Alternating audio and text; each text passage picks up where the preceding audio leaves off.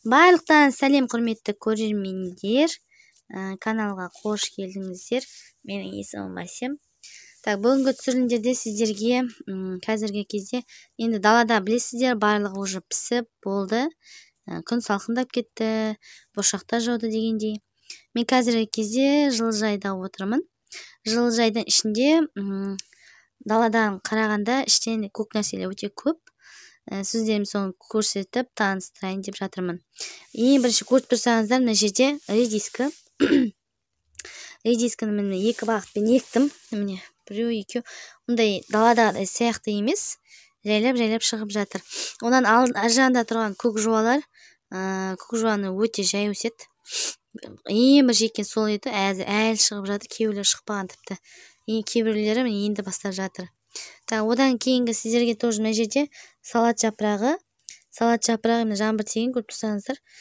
Салат жапырағы да мына жайлап отырғызуым керек мыналарды.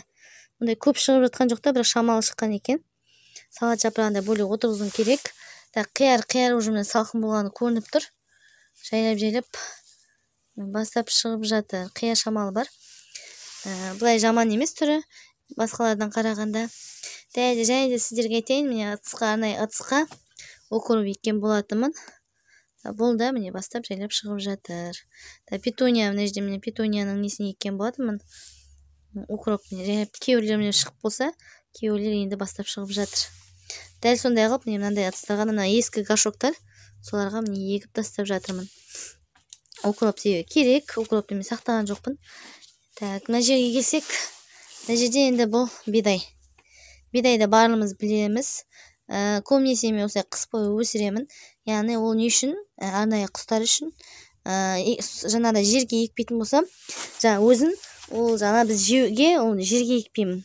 Ал жаңа тауықтарға арнайы осындай жерге егіп, тек үстін қиып алып отырамын. Мына жерде уже қиып тастағанмын, көріп тұрсаңыздар, сап-сары болып кеткен. Яғни мен үстін қиып сап осылай беріп отырамын. Сол енді қалыңдай береді. Олар жей береді, сол себептен. Мына жерде бұны мен ішке алып кетейін деп тұрмын. Құлпынайды ішке алып кетіп, жылы жерге қоймасам, уже мына жерге кішкене ауырыңқырап тұр. Жаңа жапырақтар шығып бастап жатыр. Осы көп болды отырғызғанына. Көреміз енді қалай болады екен. Жайда міне арнайы мына кішкентай ыдысқа егіп қойғанбыз. Ол да шығып жатыр. Бидай бұл бидай. Келесі. Айта кететін жайт, мына жерде де арнайы жер салған болатынмын. Жылыжайдың ішінде. Бұл жерде мен суарған жоқпын. Төбе ашық болғандықтан жаңбыр өте қатты тиеді. Олардың да бітеуім керек болады, салқын болады шығар деп ойлаймын.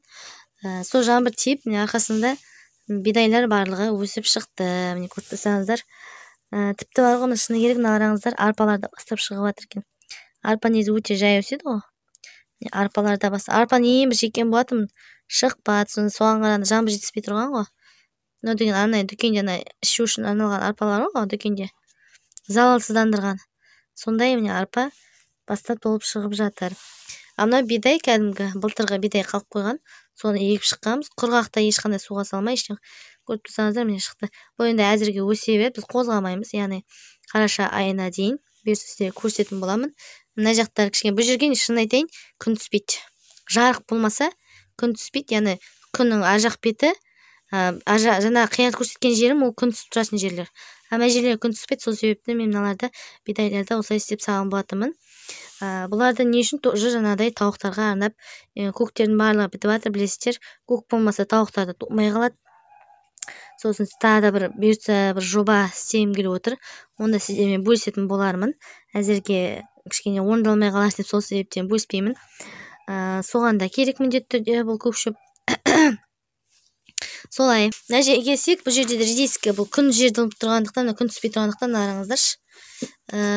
Тек тамырланбай, тек асты шықпай жатыр жаңағыдай.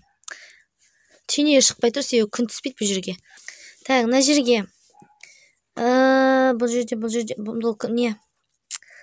Кабачокта да жаңбыр тез сағасын. Төбені бітеу керек болып тұр. Жайлап енді өлді емес, тірді емес. Түсініксіз енді әзірге былай көреміз енді қалай болады екен. Мына жерге келетін болсақ, мына жерде Білмеймін, гүлдеп жатыр. Ол мен әзірге ештеңе жоқ. Қараңыздар, гүлдеп жатыр. Так, мына жерде жуалардың кейбірі тоже жаңағыдай сияқты жерлер шығып жатыр. Міне өте кішкентай жуа, бірақ та мына қарап тұрсаңыздар, бірнеде екеуден екі көзі бар екен. Өте қалың болып шығып жатыр. Бұл да артық болмайды. Әзірге жаңағы лук-полейді бүгін жинап алдым.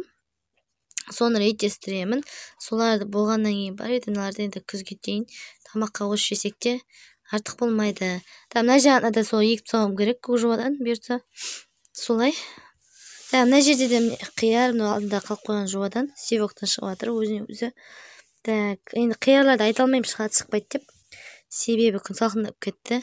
Ар жақтары уже ауырып қалды. Ана жақтарында көріп тұрсаңыздар. Тек мынау үшін алдыңғы жақтары кішкене жақсы. Мына жерде де тоже редиска. Бұларды да білмеймін, шыға ма шықпай ма, күн уже жетіспей жатыр. Түйнектелмей, кішкене жаңағыдай түйнектелмей жатыр. Мына жерде укроп. Так. Мынау енді дайкон. Дайконды білмеймін, бірінші теккем. Екі түйір ғана шығып тұр. Көреміз енді қалай болады екен. Солай жылыжайда енді барлық жайлар көктеп өсіп жатыр. Талдар ғана көк, қалғандардың барлығы құрғап кеткен. Енді нәжестер көрсетейін деп тұрған бұйыртса. Мынау алдыңыздарда көк. Енді топырақты қалай дайындай керектігін бұйыртса көрсететін боламын. Каналға жазылуды ұмытпаңыздар, лайк басыңыздар. Конкурсқа қатысыңыздар, айтпақшы конкурс ұйымдастырып жатырмын. Яғни сіздерге құлпынайды сенде отырмын. Ойнатайын деп отырмын. Яғни 50 түп па 30 түп па құлпынайдың көшетін ойнатып жатырмын. Бұйыртса қазан айында белгілі болады. Шарттары өте оңай. TikTok каналға, Семгүлдер YouTube каналына және Instagramға жазылсаңыздар болды. Және де осы жаңағыда алдыңғы конкурстың астына жаңағыда аты жөндеріңізді, жаңағыдай тіркелген есімдеріңізді жазып кетсеңіздер болды. Басқа ешқандай шарт жоқ. Міндетті түрде қатысыңыздар. Тегін нәрседен ешкім бас тартады деп ойламаймын. Кез келген қалаға, кез келген ауылға, тіпті 10 үйлік болып, ең бастысы почта болса, кез келген жаққа жібере беремін. Яғни өзімнің атымнан бұйыртса. Сонай көрсетіп жүрейін. Мына жерде құлпынайлар әзірге бастап шығып жатыр. Әлі күн салқын болғанына қарамастан, көрткім жүргенімізге қарамастан. Енді мына жерде селдерейлер қалып қойыпты, қараңыздар. Селдерейлер қалып қойыпты, оларды алуым керек болып тұр. Мына жерде қалып қойған, қараңыздар. Мына жерде брюссельдік капустаны әзір алмаймын. Міне көрдіңіздер ме? Астынан бастап жайлап шығып жатыр. Яғни брюссельдік капуста өзі қазір көрсетемін сіздерге. Қайқып қалды. Мынандай болады. Енді бұдан сәл үлкендеу болу керек, енді кішкене. Әлі қара күзге дейін тұрады, өсе береді.